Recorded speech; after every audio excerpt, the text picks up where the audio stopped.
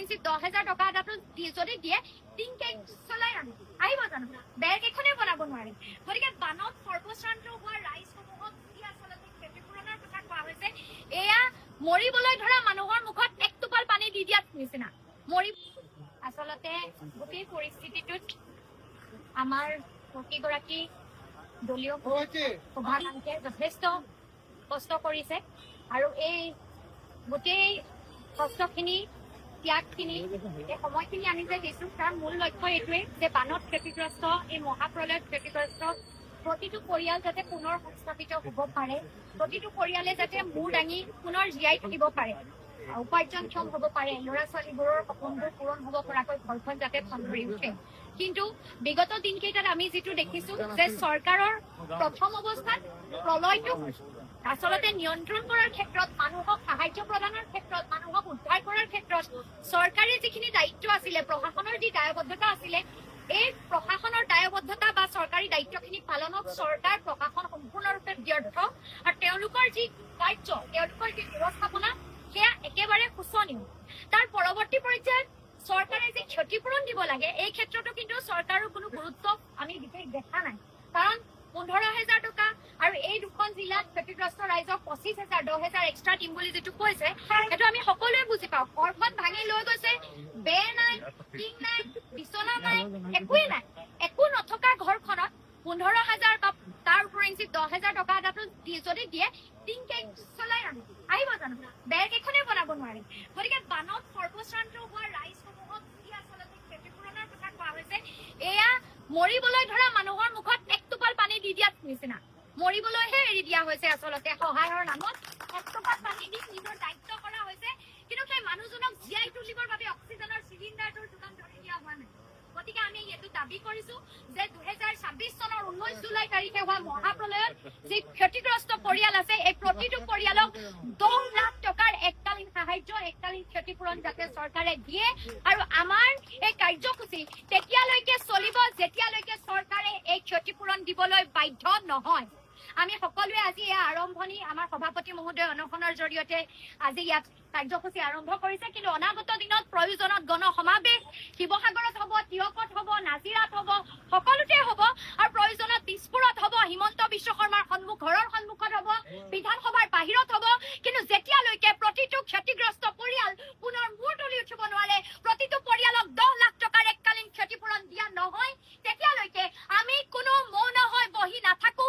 আমাৰ এই দীৰ্ঘদিনীয়া যাত্ৰা আমি কৰিম আৰু চৰকাৰক আমি বাধ্য কৰিম। দ্বিতীয়তে আমি সকলোৱে জানো যে চৰকাৰে নিজৰ দায়বদ্ধতাৰ পৰা পলাব বিচাৰিছে। যিটো মূল কাৰণ এই বানপানীৰ, এই মহাপ্ৰলয়ৰ, এই মূল কাৰণটো যেন চৰকাৰে দেখিও নেদেখি চকুত কাপোৰ বন্ধা গান্ধাৰীৰ নিচিনা ৰূপ লৈছে। কিয়?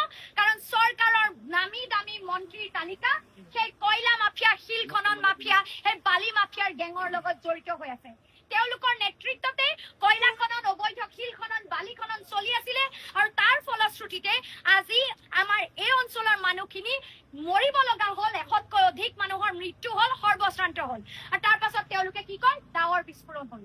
ডাৱৰ বিস্ফোৰণৰ নামত ঠিকাটো দি, ডাৱৰ বিস্ফোৰণৰ নামত নিজৰ পৰা দায়িত্বটো এৰুৱাই তেওঁলোকে আচলতে যিসকল মাফিয়া আছে, যিসকল মানুহে ইমান দিনে চিণ্ডিকেট চলাই আছে, সেইসকলক বচাবলৈ চেষ্টা কৰি আছে। নিজৰ টকা পইচাৰ লেনদেন থকা মানুহখিনি, নিজৰ মন্ত্ৰী MLA খিনিক বচাবলৈ চেষ্টা কৰি আছে। তাতকৈ বেছি একো নহয়। আমাৰ জাতীয় যুৱ বাহিনীৰ শিৱসাগৰৰ যিজন ব্যক্তি ছাব্বিৰ আহমেদ, হয়নে? ছাব্বিৰ আহমেদৰ ঘৰত গৈ মাফিয়াই দাদাগিৰি কৰিছে, মৰণাস্ত্ৰ লৈ আক্ৰমণ কৰিছে। কিয়?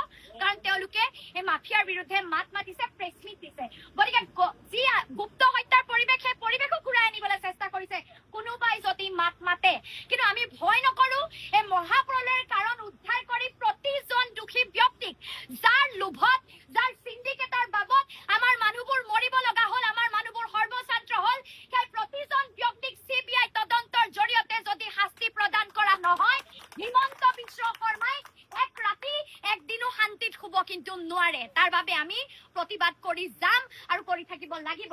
তৃতীয়তে আমি দেখিছো যে শিৱসাগৰ, চৰাইদেউ এই অঞ্চলসমূহত সম্পূৰ্ণৰূপে আমাৰ দলংসমূহ বিধ্বস্ত, মথাউৰি বিধ্বস্ত, ৰাস্তা ঘাট পথ বিধ্বস্ত। আজি মই মৰিয়নিত এবাৰ নিৰ্বাচন খেলিছিলো, ৰাস্তা ইনে বেয়া আছিল, এতিয়াতো মানুহ যাবই নোৱাৰে। দলং ভাঙি চিঙি শেষ, খানি লৈ গুচি গ'ল, ৰাস্তাবোৰে লগা হ'ল গতিকে ইয়াত যদি পুনৰ ভাগি যোৱা ৰাস্তা দলং আদি নিৰ্মাণৰ বাবে বিশেষ ব্যৱস্থা নকৰে সভাপতি মহোদয়ে কোৱাৰ দৰে 1000 টকাকৈ যদি 1000 কোটি টকাকৈ যদি ইয়াত আচলতে পুনৰ নিৰ্মাণ পেকেজ নিদিয়ে তেতিয়াহ'লে মানুহবোৰ জীৱন আগবাঢ়ি নাযাব হয়নে গতিকে আমাক সেই ক্ষতিপূৰণ লাগিব প্ৰতিটো ক্ষতিগ্ৰস্ত পৰিয়ালৰ মাজত এতিয়া আকৌ বিভাজনো কৰা হৈছে কাৰোবাক ধন দিছে কাৰোবাক নিদিয়াকৈ থৈ যাবলৈ চেষ্টা কৰিছে প্ৰতিটো ক্ষতিগ্ৰস্ত পৰিয়ালে যাতে ক্ষতিপূৰণ পায় তাৰ বাবে অনাগত দিনত আমাৰ ধাৰাবাহিক আন্দোলন অক্ষুণ্ণ থাকিব অব্যাহত থাকিব আজি মাথো আৰম্ভণিয়ে গতিকে মই ৰাইজৰ দলৰ সমূহ সতীৰ্থ ইয়াত সমবেত আমাৰ কৃষক মুক্তি সংগ্ৰাম সমিতিৰ বহু ব্যক্তি আছে ছাত্ৰ মুক্তিৰ আছে আমাৰ শুভাকাংক্ষী সহযোগী বহু ৰাইজ আছে সকলোকে এয়া অনুৰোধ জনাইছো যে আমি যাতে এই কাৰ্যসূচীসমূহ অনাগত দিনতো চলাই যাওঁ আমি যাতে এক মুহূৰ্তৰ বাবেও পিছলি নাহো পিছ হুহুকি নাহো কাৰণ এই অঞ্চল শিৱসাগৰ যোৰহাট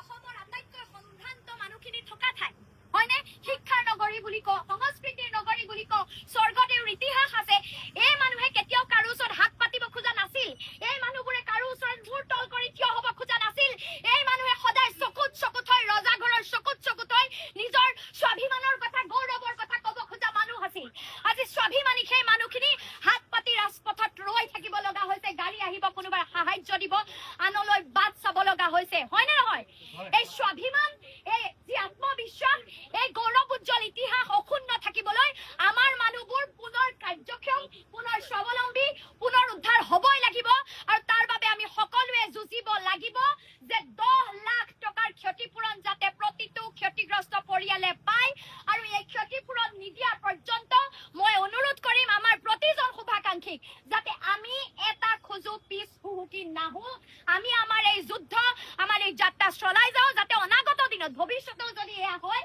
আমাৰ মানুহখিনি যাতে তাৰ বাবে প্ৰস্তুত থাকে তেওঁলোকে যাতে সেয়াৰ মোকাবিলা কৰিব পৰাকৈ সকলো সক্ষম হৈ থাকে আৰু যেতিয়ালৈকে দোষীক শাস্তি দিয়া নহয় তেতিয়ালৈকে কিন্তু আমি থমকিলে নহ'ব গতিকে এইখিনিয়ে ক'লো অনাগত দিনত আমাৰ কাৰ্যসূচীসমূহ চলাই নিয়াত সকলোৱে সহায় সহযোগ কৰিব বুলি আশা কৰিছো আৰু সকলোকে পুনৰবাৰ সংগ্ৰামী অভিবাদন জ্ঞাপন কৰি মই মোৰ ক'বলগীয়া কথাখিনি সামৰিছো ধন্যবাদ।